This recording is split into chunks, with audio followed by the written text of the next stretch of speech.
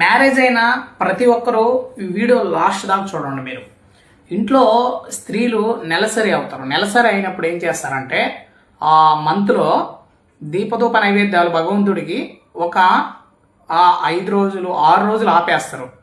ఎందుకంటే అది ఒక అపవిత్రం లాగా భావిస్తారనమాట. ఎప్పుడైనా ఇంట్లో దీపధూప నైవేద్యాలు ఎప్పుడు ఆపేస్తామంటే మన ఇంటి పేరోళ్ళు కానీ మనోళ్ళు కానీ ఎవరైనా చనిపోతే పెద్ద కర్మ అయ్యేదాకా కర్మకాండ అయిపోయి అంటు తీరేదాకా మనం పూజ చేయము.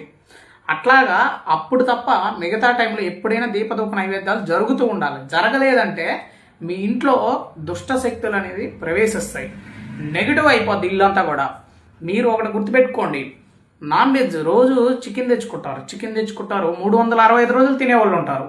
మీరు అప్పుడు 365 రోజులు కూడా పూజ ఆపేయాలి.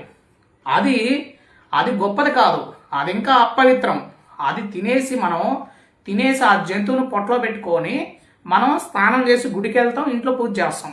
అది ఇంకా అపవిత్రం. ఇది పవిత్రమైంది. స్త్రీకి నెలసరి రావడం అనేది అది యొక్క భగవంతుడు ఇచ్చిన గొప్ప వరం అనమాట.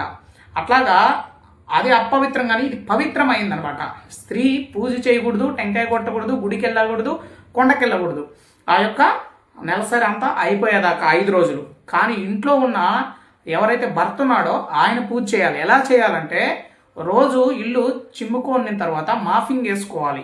వాటర్లో కొద్దిగా ఉప్పు, పసుపు, వీలైతే గోపంచకం వేసి మాఫింగ్ చేసుకోవాలి. రోజు మాఫింగ్ చేసుకొని ఉదయం సాయంత్రం పూజ చేసుకోవాలి. పూజ చేసుకోవడం వల్ల మీ ఇంట్లో పాజిటివ్గా ఉంటుంది, చాలా బాగుంటుంది అనమాట. ఎప్పుడు కూడా పూజా కార్యక్రమాలు ఆపకూడదు అనమాట. అట్లాగా నెలసరికి పూజకి సంబంధం లేదండి. అత్యంత గొప్పది ఈ యొక్క నెలసరి అనేది. ఆ స్త్రీలకి రావడం వాళ్ళ యొక్క ఆరోగ్యపరంగా ఎంతో వాళ్ళకి మేలు చేకూరుస్తుంది. ఎక్కువ ఆయుష్ కూడా ఆడవాళ్ళకే ఉంటుంది. ఎందుకంటే ఆ నెలసరి వల్ల అది పవిత్రమైందనమాట ఆ నెలసరి అనేది. అంతేగాని భగవంతుడికి దానికి ముడిపెట్టొద్దండి. కావాలంటే నాన్ వెజిటేరియన్ మీరు 360 రోజులు తిన్నప్పుడు పూజ